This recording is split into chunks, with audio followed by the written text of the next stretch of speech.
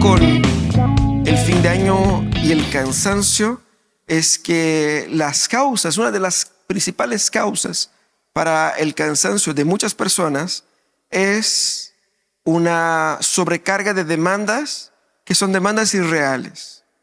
Son demandas que nos sobrepasan. Y hoy día vamos a conversar sobre eso, cómo la palabra de Dios nos enseña, nos orienta, nos instruye a ajustar nuestras expectativas y vencer ahí estas demandas irreales. Nosotros como iglesia, como congregación,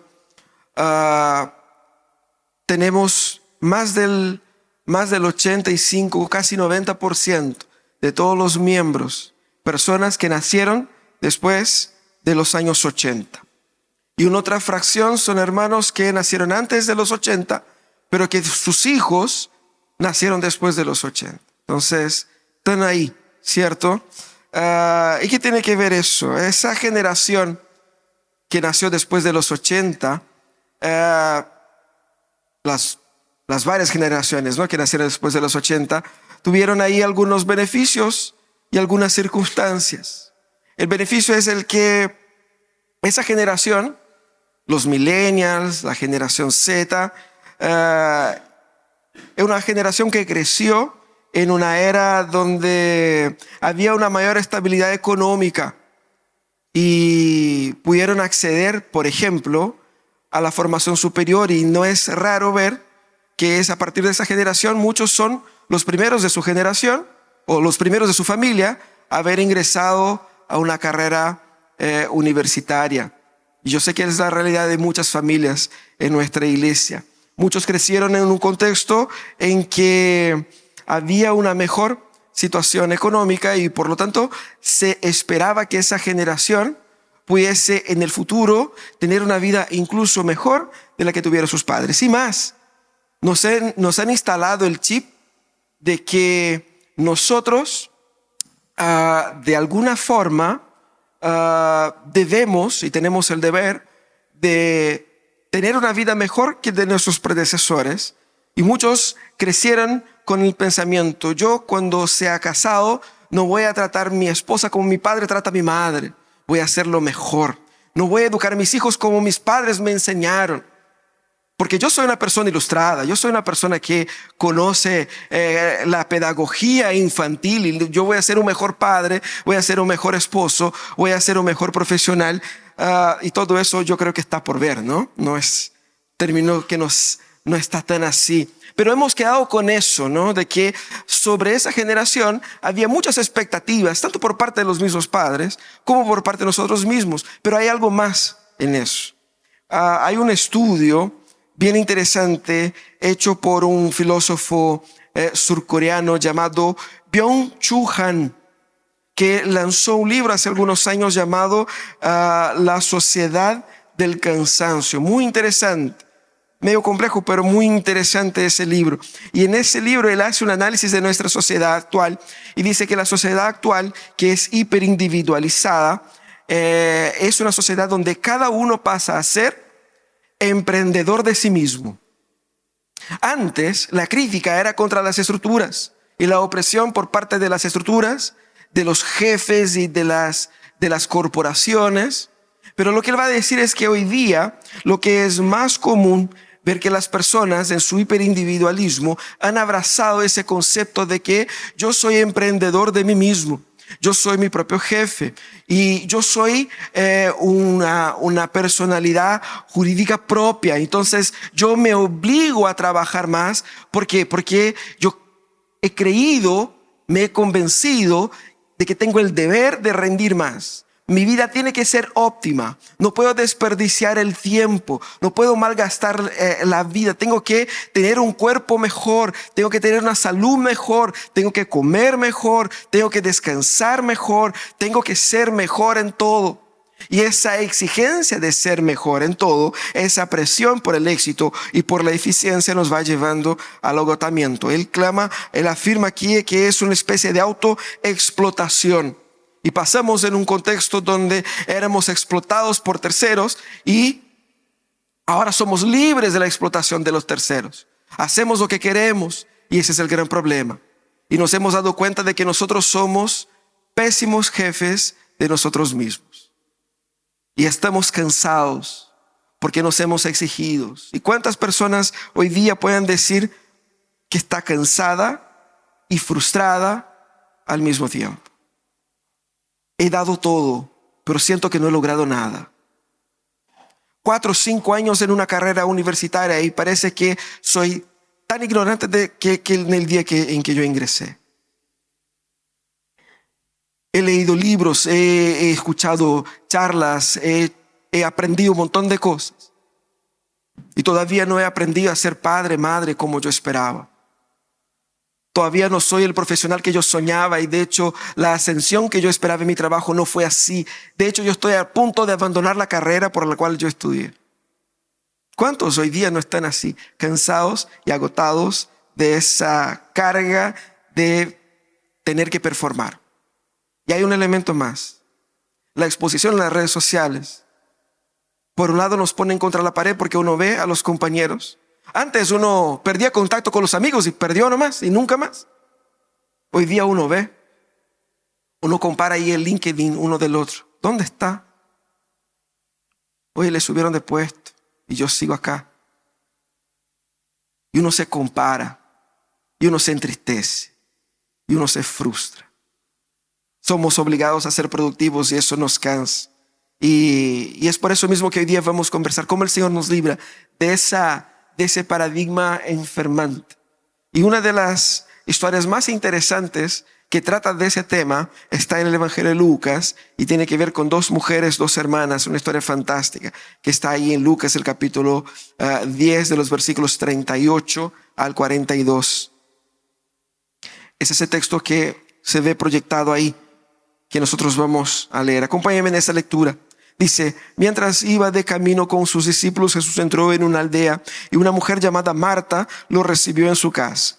Tenía ella una hermana llamada María, que sentada a los pies del Señor escuchaba lo que él decía. Marta, por su parte, se sentía abrumada porque tenía mucho que hacer.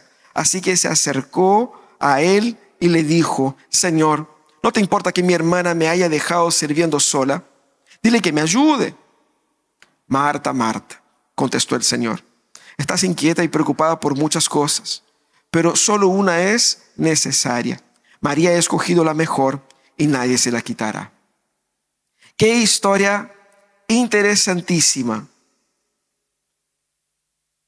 Y es una historia interesante por varias razones.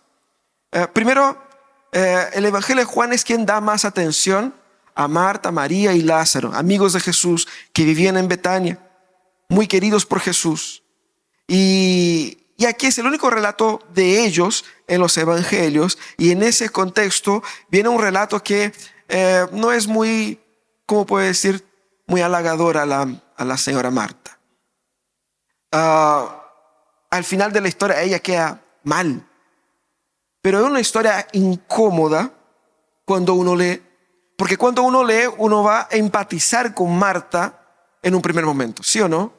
Uno va a leer y va a decir, pero si la loca tenía razón, estaba solita. Jesús probablemente no era Jesús solamente, estaba Jesús más sus discípulos.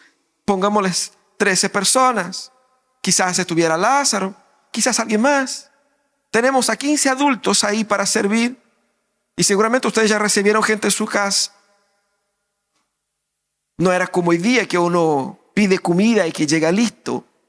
En el antaño la gente tenía que prepararla. Era complicado. Y Marta estaba convencida de que tenía el deber de ser una buena anfitriona. Y uno ve y dice, la hermana chica floja,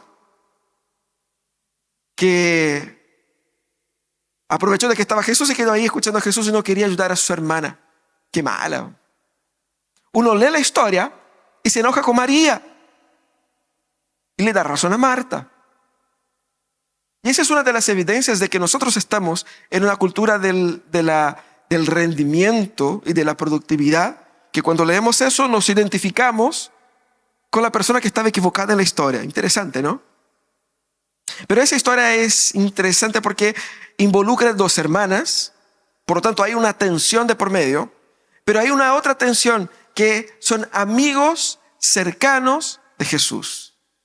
No es gente ajena, no es gente que está fuera del círculo, gente querida por Jesús. Y ese breve relato nos muestra cómo Jesús instruye gente cercana a uno, cercana a Él, de cómo manejar la tensión entre expectativas y resultados, productividad, excelencia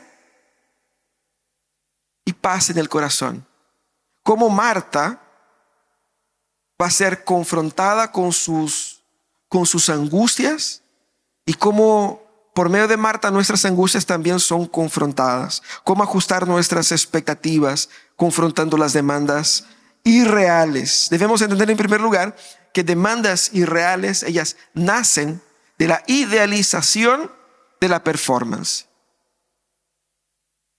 Básicamente, demandas irreales, ellas transforman algo que es bueno, algo que es justo, algo que es correcto, en una obsesión.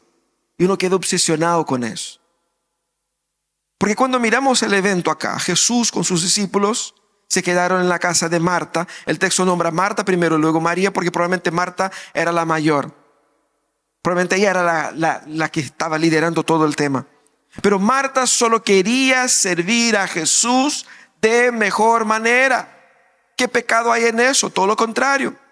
Ella solo quería entregar a Jesús una mejor experiencia, una comida buena, que el agua estuviera heladita o que el vino estuviera listo. ¿Qué mal hay en eso? Ningún mal, todo lo contrario. El problema es que aquí la excelencia de la performance, que comenzaba con una preocupación justa, termina siendo y termina consumiendo el mismísimo objetivo bueno y perfecto. Porque por querer entregar una atención tan y tan excelente a Jesús y a sus discípulos, en el fondo, más que agradar a Jesús, Marta quería agradarse a sí misma con la convicción de que yo soy la mejor anfitriona. Y Jesús me amará más, porque Él fue excelentemente servido. Al final del día, Marta no servía a Jesús, sino que servía a sí mismo. Demandas irreales nacen de la idealización de la performance. Ella idealizó una performance de acomodación, de recepción, de una manera tan exagerada, donde esa realización la consumía, la agotaba. Porque lo que ella quería no era simplemente servir a Jesús. Ella se enamoró de la persona que ella veía como la persona que entregó una atención absurdamente excelente. Ella se enamoró de la idea de verse a sí misma como un excelente anfitrión. Y Jesús va a confrontar eso. Jesús dice: Marta, Marta, estás preocupada con muchas cosas. Y alguien podría decir: pero Jesús, estás en lo obvio, ¿no? Porque claro, cuando uno recibe a alguien en la casa, se desordena todo la organización y la dinámica del hogar. Claro que estoy preocupado de muchas cosas, porque hay muchas cosas por las cuales se preocupar. Pero la pregunta de Jesús deja entrever una pregunta más profunda. ¿Cómo Jesús realmente quería ser servido en aquel momento? La atención que Marta daba era la atención que ella creía que Jesús necesitaba. Pero ¿qué es lo que Jesús realmente quería que ella hiciera? ¿Cómo Jesús realmente quería ser servido ahí? Y es por eso que cuando María se sienta a escuchar a Jesús, Jesús deja ver que eso era lo que Jesús esperaba. No es que no le iba a disfrutar de la comida y de la recepción, todo era bienvenido. Pero aquí Jesús va a poner la escala de importancia de las cosas. ¿Qué es lo que Jesús realmente quería? Nuestra performance y nuestra excelencia es una excelencia puramente muchas veces carnal, de lo que yo creo que es lo mejor para que yo me sienta a mí feliz y realizado por haber logrado lo que yo considero excelente. Pero ¿es eso lo que Dios quiere?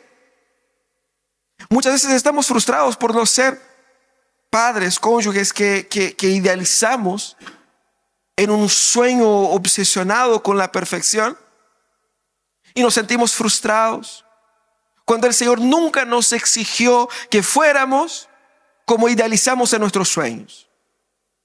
Por lo tanto, no tenemos por qué frustrarnos, porque no era eso lo que el Señor nos pidió de nosotros.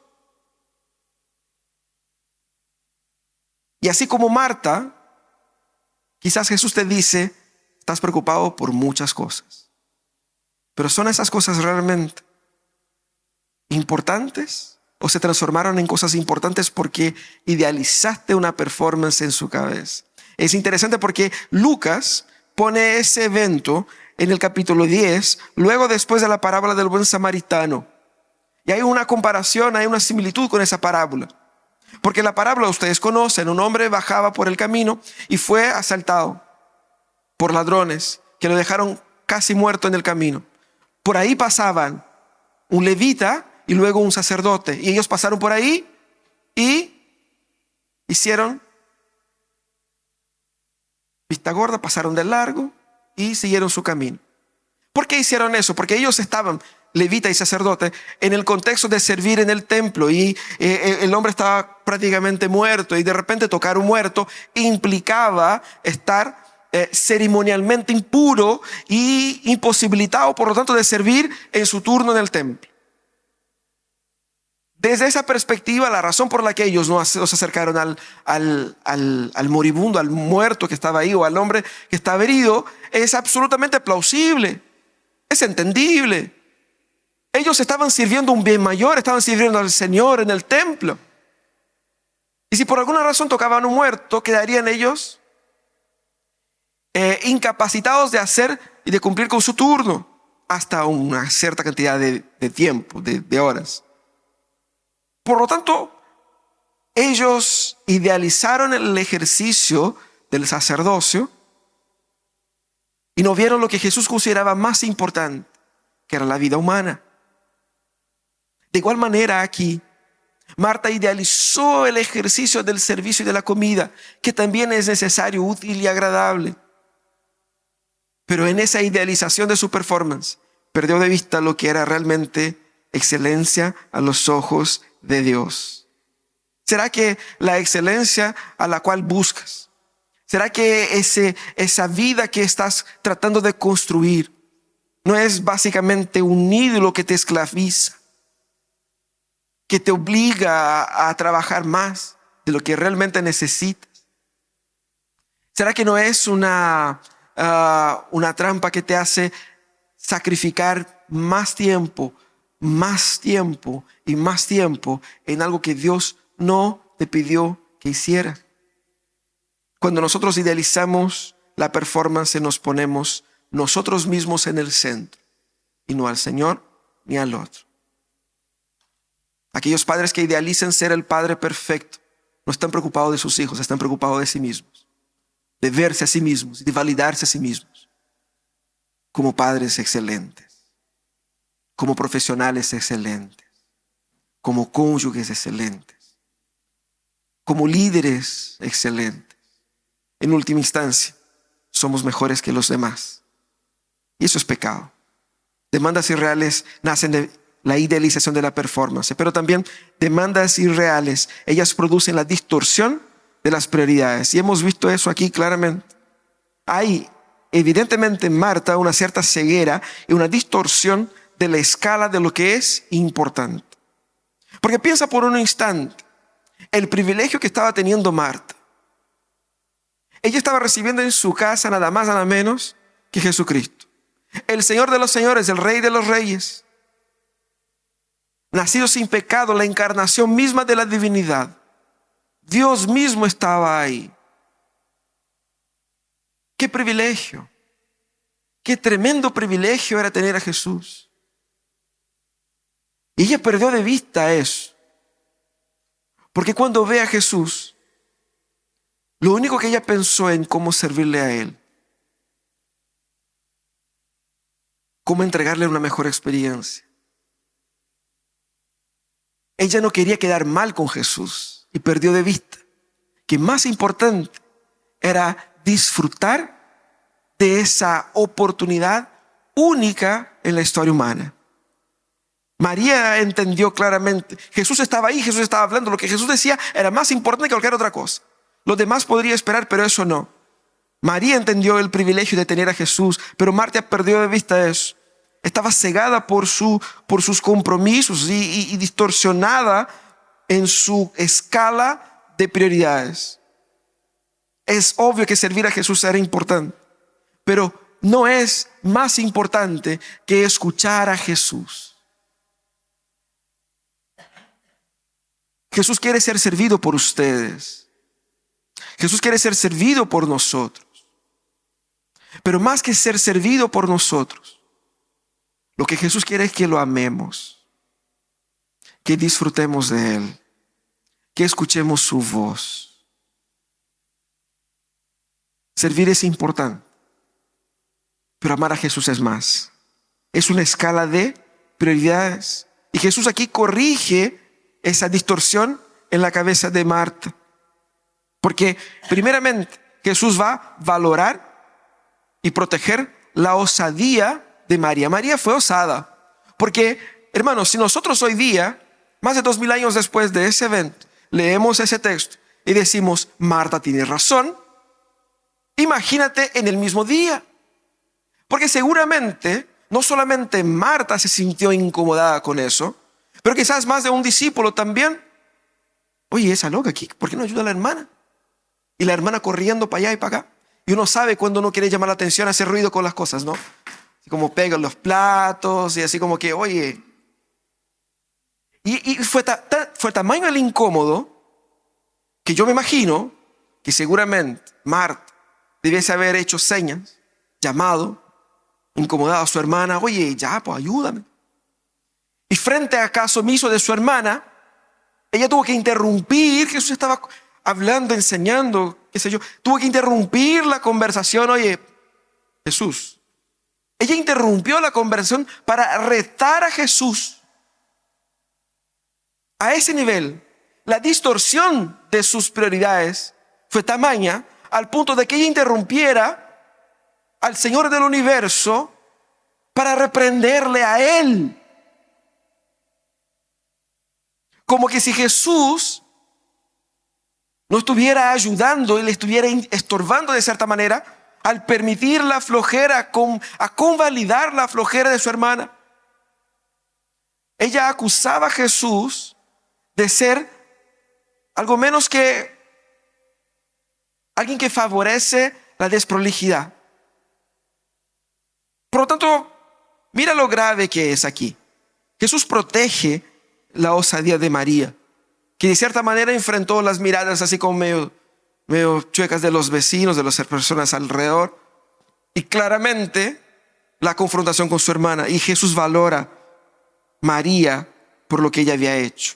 Pero Jesús no reprende a Marta así como que ya, Marta, déjala ahí, ya, ¿para qué tanto? Eso haríamos nosotros. No, después vemos, siéntate acá, deja de hinchar y siéntate acá. Y ahí conversamos, después vemos, entre todos lo hacemos, qué sé yo. Después yo multiplico el pan y aquí estamos. No. Pero Jesús habla con Marta con tremenda amabilidad. Él fue empático con el esfuerzo de Marta. Y en su empatía con Marta, Él muestra para ella lo tanto que ella estaba equivocada. Marta, Marta, estás ocupada con muchas cosas. Pero hay una orden de prioridades que te ha saltado. Tienes que entender qué es lo que es primero, qué es lo que es más importante. Él fue empático con el esfuerzo de Marta. Él no desestimó el sacrificio de Marta, pero Él puso todo ese sacrificio en la perspectiva de lo que era realmente importante, de lo que era más importante. Y aquí es donde vemos que la distorsión de las prioridades nos impiden de disfrutar de las oportunidades que Dios nos da. Estaba el mismísimo Señor en su casa. Y escuchar lo que Jesús decía era oro. Servir era importante, pero era menos importante. A veces estamos agotados porque buscamos una cierta comodidad económica, una cierta firmeza económica para nuestras familias, porque pensamos que cuando tengamos ese piso sólido económico, estaremos bien. ¿Será? ¿Será eso lo más importante? Se ha hablado mucho de todos esos padres que se sacrifican la vida para dar lo mejor para sus hijos y no dan una sola cosa que sus hijos más necesitan, que es a sí mismos. ¿Qué es lo más importante?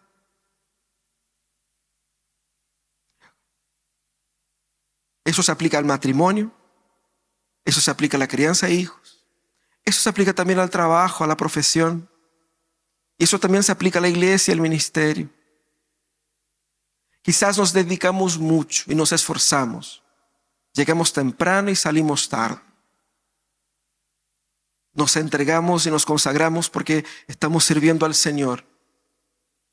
Pero a veces nos olvidamos de que más que nuestro servicio, el Señor quiere nuestra devoción. El Señor no tiene funcionarios. El Señor no tiene funcionarios. El Señor tiene hijos. Por lo tanto, debemos reposicionar nuestra tabla de prioridades según la definición que da el mismo Señor. Pero por fin, las demandas irreales, ellas nos ponen en ruta de colisión con otros. Demandas irreales seguramente nos harán pelear con la gente que está a nuestro alrededor. Eso es un hecho. Porque ¿qué es lo que vemos en ese texto aquí? ¿Qué es lo que es evidente? ¿Qué es lo que salta a los ojos? Hay un resentimiento tan profundo en el corazón de Marta y que es tan común cuando uno está sirviendo y mira al lado y ve que el otro está ahí haciendo el tiempo pasar. Y uno se enoja. Marta estaba enojada y ese enojo vino como resultado de ese resentimiento. Porque en su interior decía que ella se esforzaba mucho y nadie la ayudaba. Y seguramente usted ya ha dicho eso en algún momento de su vida. Yo estoy aquí solo sacándome la mugre y la gente no me ayuda. La gente no colabora. Solo yo limpio esa casa. Solo yo trabajo en esa empresa. Y uno se enoja y uno se frustra. Ese resentimiento es mortal. Porque claramente nos pone en contraste con otros. Es un sentimiento primeramente de injusticia. Y ese sentimiento de injusticia fue tan fuerte en el corazón de Marta que ella sale a recriminar a Jesús, como les decíamos. Ella estaba en una situación donde ella se veía a ella, una persona que estaba sufriendo una situación injusta. Ella estaba en sufrimiento. Ella era la parte sufridora ahí. Y ella reclama con Jesús porque entiende que Jesús está siendo connivente con esa situación de injusticia. Y pide que Jesús rete a su hermana. Ella reta a Jesús para que Jesús rete a su hermana, para que su hermana la ayude. Rara la situación. Pero fíjense que cuando uno está dominado por demandas irreales, nada más importa, las personas no importan. Lo que importa es la ejecución. Lo que importa es la excelencia. Seguramente ustedes ya escucharon muchas historias sobre Steve Jobs. Le dicen que era un genio, un hombre que revolucionó la tecnología, muy inteligente. Pero la gente detestaba trabajar con él, porque era una persona muy dura, muy difícil de manejar, de trabajar. Vivía claramente dominado por demandas irreales de ser lo más excelente posible. Y por eso pasaba por encima de las demás personas. Es diferente cuando tenés mucha plata y eres dueño de toda la empresa y puedes hacer lo que quieras. En la mayoría de las veces no es así. Pero eso no quita el hecho de que uno sienta o se sienta de algún modo injusticiado, frustrado, porque nadie se esfuerza tanto como yo. Y la gente es así porque es floja. Yo no. Yo soy dedicado, comprometido. Yo hago todo bien. Pero mi jefe no es así. Mis compañeros no son así. Yo me estoy esforzando mucho, pero mi marido no pone de su parte. Mi esposa no pone de su parte. Yo estoy dando toda la educación para mis hijos, pero mis hijos miren cómo son flojos. No quieren nada. Y nos quedamos ahí sufriendo, victimizándonos, haciéndonos la víctima eternamente. ¿Por qué? Porque, ay, que sufro yo. Eso era lo que estaba haciendo Marta. Y ella estaba profundamente dominada por resentimiento, por el sentimiento de injusticia y por culpa. ¿Por qué? Porque demandas irreales no solamente nos ponen en ruta de colisión con otros, pero también contra nosotros mismos. Porque nosotros somos los primeros a ser victimizados por la cobranza irreal, excesiva, exacerbada. ¿Y cuántas personas ya no han desistido de la familia, del trabajo o del servicio del ministerio? Porque se han sentido tan abrumados con el temor de no dar el ancho. No soy capaz. ¿No eres capaz de qué? No soy capaz de actuar en un nivel de excelencia que yo me imaginé en mi cabecita. Y por esa culpa uno renuncia, uno desiste. Demandas irreales nos ponen en ruta de colisión con otros. Pero aquí Jesús viene y reconcilia Marta con María, pero sobre todo Marta con ella misma. Jesús no compra el discurso victimista de Marta. Así como que no, de verdad Marta, pucha, muchas gracias por todo tu esfuerzo. Te pasaste, mira qué rico. Oye, que está rica, está bonita la casa, limpiecita. Eso lo haríamos nosotros, como que tratar de desescalar el problema, de valorar el esfuerzo. Nosotros haríamos eso. Haríamos un halago a Marta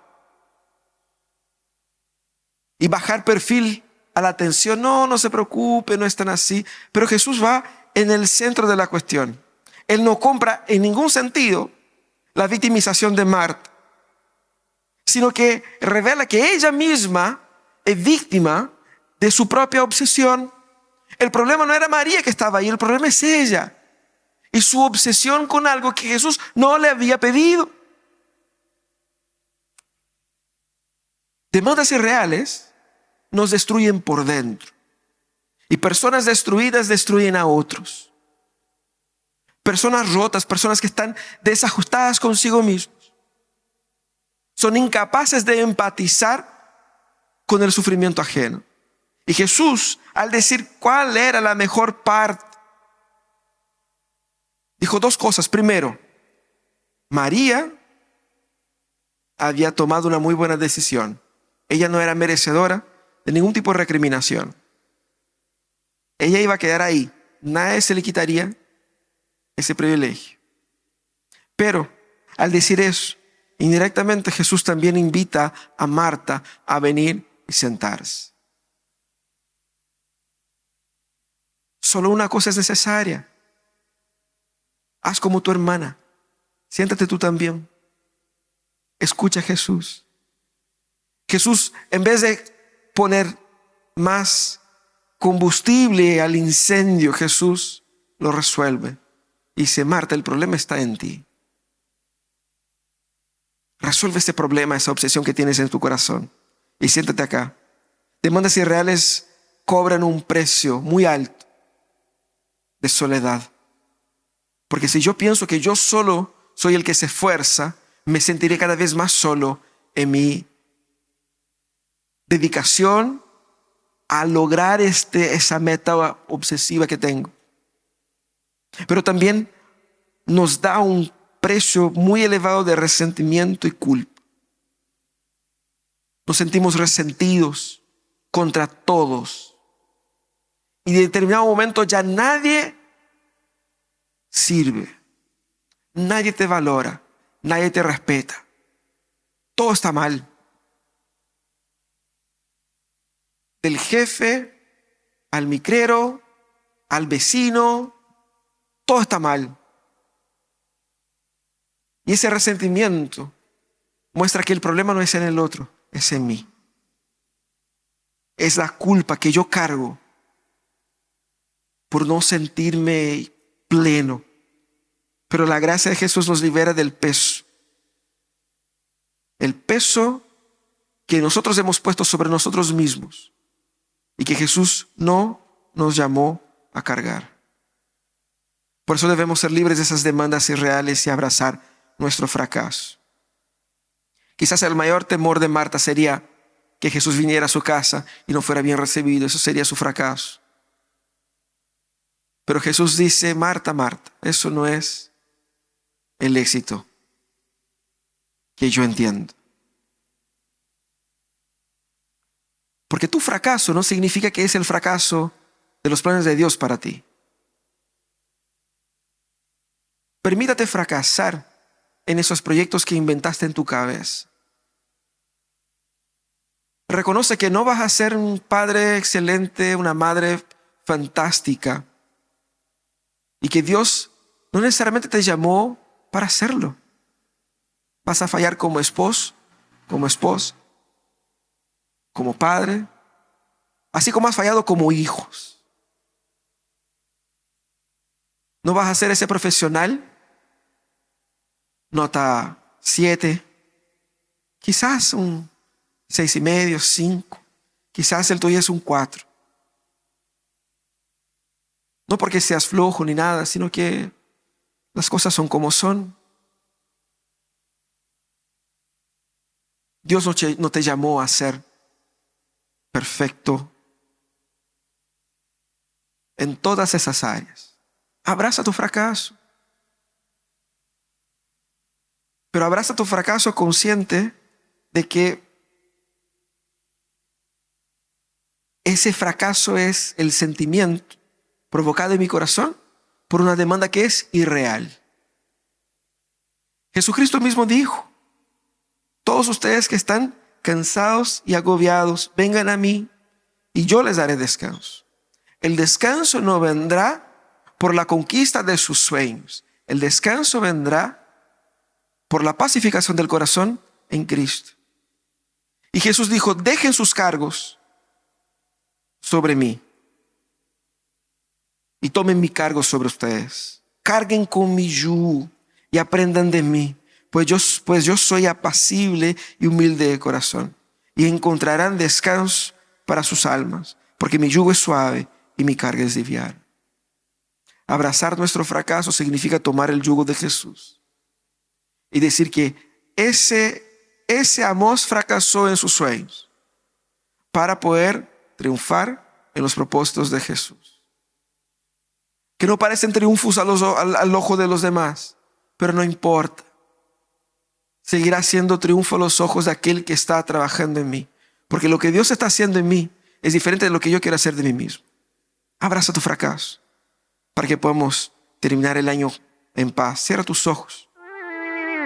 Vamos a orar.